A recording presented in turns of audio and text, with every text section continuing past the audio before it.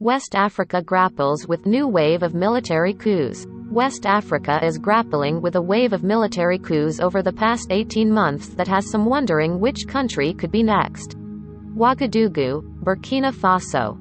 It's a pattern becoming all too common again in West Africa. Mutinous soldiers detain a president, then seize control of the state broadcaster to announce they've taken over the country.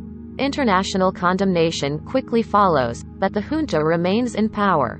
West Africa's new wave of coups kicked off in Mali in 2020, followed by another in Guinea the following year, and then Burkina Faso late last month. Just a week later, gunmen also tried to overthrow the president of Guinea-Bissau in a machine gun attack that lasted hours but failed. Military power grabs are nothing new in the region. There have been nearly 100 in West Africa since 1946, but they dropped off over the past decade. Now the regional body known as ECOWAS is grappling with how to bring about a return to democracy in 3 of its 15 member states, where juntas have seized power in the last 18 months. It looks increasingly hard to argue against the idea of coup contagion, that coups in one place inspire them in another, following the chain of events in the past year, said Eric Humphrey-Smith, Africa analyst at Verisk Maplecroft. The new spike in power grabs comes as the Sahel, the vast region south of the Sahara Desert, faces growing violence from Islamic extremists, which in turn has caused people to turn against elected governments in both Mali and Burkina Faso. Neighboring Niger, hard hit by Islamic insurgents, has also been vulnerable. Security forces stopped a coup attempt there last year.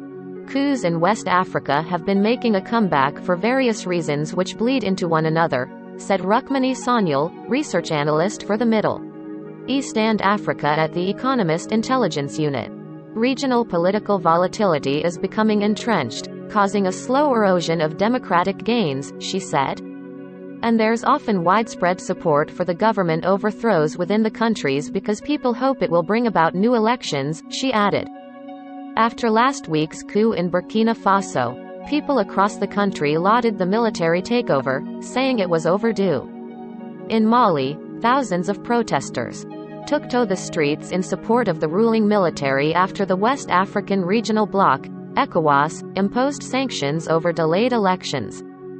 Guinea's junta also has benefited from the fact that ousted President Alpha Condé had become deeply unpopular because he sought to circumvent term limits and won a third term. Governance and rule of law institutions are weak in many countries in the region, says Corinne Dufka, West Africa Director for Human Rights Watch.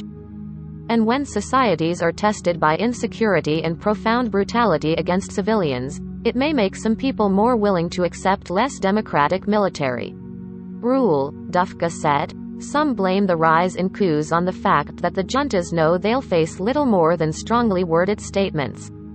In Mali, Colonel Assimi Goïta got West African mediators to accept an 18-month transition instead of the year-long one they've asked for. Since then, he's carried out a second coup by getting rid of the original civilian leaders in his transitional government and made himself president instead. Has since pushed back new elections 4 more years. While ECOWAS has imposed tough economic sanctions, Goïta shows few signs of leaving power anytime. Ghana's President Nana Addo Dankwa Akufo-Addo, the current ECOWAS chairman, called Thursday on his fellow leaders to address the problem of coups collectively and decisively before it devastates the whole region. Critics, though, say the regional body needs to do more than issue statements.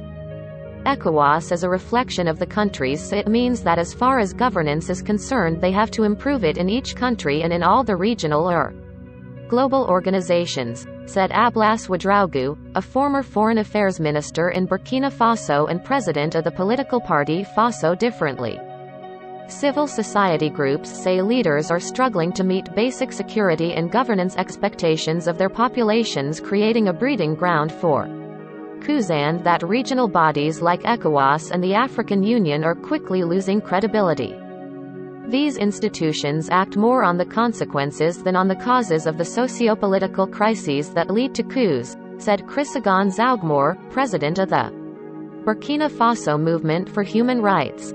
Meanwhile, aid groups responding to the dire humanitarian needs across the region say pulling people out of crisis will take time no matter who's in power.